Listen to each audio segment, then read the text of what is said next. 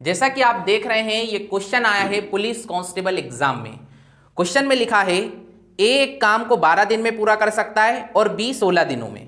उन्होंने इस काम को करने के लिए 6,000 रुपये तय किए। सी की सहायता से उन्होंने इस काम को 6 दिनों में पूरा किया। बी का हिस्सा कितना है।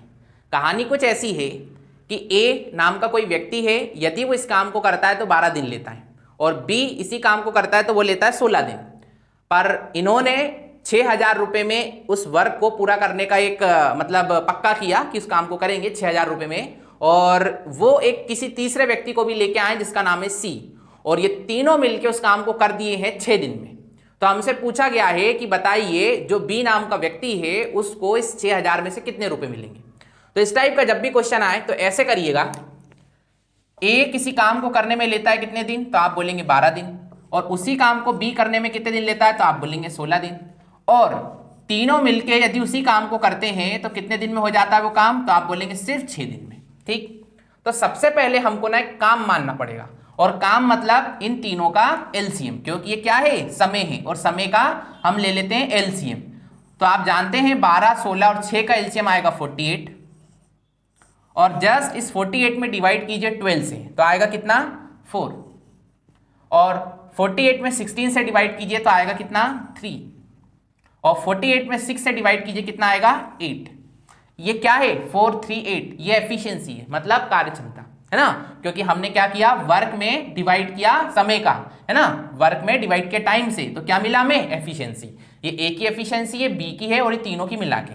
अब ऐसे सोचो तीनों की मिला के एफिशिएंसी इतनी है और जिसमें ए की इतनी और बी की इतनी है, तो मैं यदि कहूं ए और बी की एफिशिएंसी कितनी है मिला के, तो आप बोलेंगे 7, और टोटल तीनों की मिला के 8। तो सिंपल सी बात है, जो एक्स्ट्रा एक दिखने लग रही है ना, तीनों की मिला के 8 है और इन दोनों की मिला के 7 है, तो तीसरे वाले की कितनी रही होगी 1।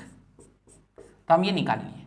अब यदि मैं बोलूं कि एफिशिएंसी का रेशो क्या है, मतलब ए बी और सी इन तीनों की एफिशिएंसी का रेशो क्या है, तो आप बोलेंगे ए की एफिशिएंसी 4 है, बी की 3 है और सी की कितनी है 1। तो एफिशिएंसी का रेशो आ गया ये।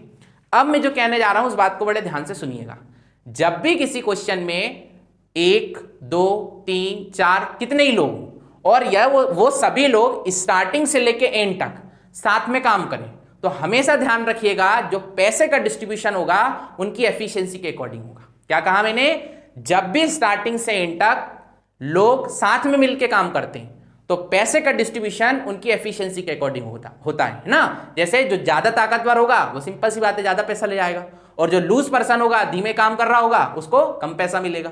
तो हम जानते हैं क्योंकि इस काम को ए बी और सी ने मिलके साथ में किया है और काम हुआ है 6 दिन में कंप्लीट, और हम उनकी एफिशिएंसी निकाल लिए हैं, वो आ रही है 4:3:1, मतलब पैसे का डिस्ट्रीब्यूशन इस एफिशिएंसी के अकॉर्डिंग होगा।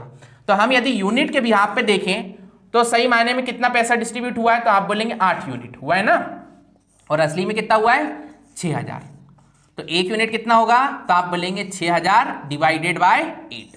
और हमें किसका निकालना है, बी को कितना पैसा मिला, तो बी को मिला है 3 यूनिट। 1 यूनिट की वैल्यू है 6,000 बाय 8, तो हमें 3 यूनिट की वैल्यू निकालना है, तो हम निकाल सकते हैं 3 × 6,000 डिवाइडेड बाय 8। तो जस्ट इसको हम सॉल्व करेंगे, 6 होता है 18 डिवाइडेड बाय 8, तो जस्ट इसको आप सॉल्व करेंगे तो 6 दूनी होता है 12, है ना, 8 दूनी होता है 16, सॉरी 8 से करना है डिवाइड, 8 दूनी 16, 20 बचा है ना, तो 8 पंचे कितना बचा, 8 दूनी 16, 2 बचा, 8 दूनी फिर से 16, ठीक है, फिर 4 बचा, तो कितना हुआ 8 पंचे 40।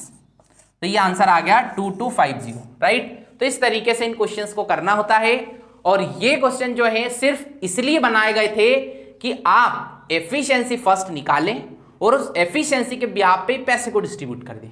यदि आपको ये बेसिक कॉन्सेप्ट पता है, वो क्या, कि पैसे का डिस्ट्रीब्यूशन हमेशा जब भी लोग स्टार्टिंग से एंड तक साथ में काम करेंगे तो एफिशिएंसी के अकॉर्डिंग होगा, इसीलिए क्वेश्चन को सेट किया गया था। लगता है मुझे आपको समझ आया होगा, चीजें आपसे बहुत अच्छे से बन पा रही होंगी। Thank you.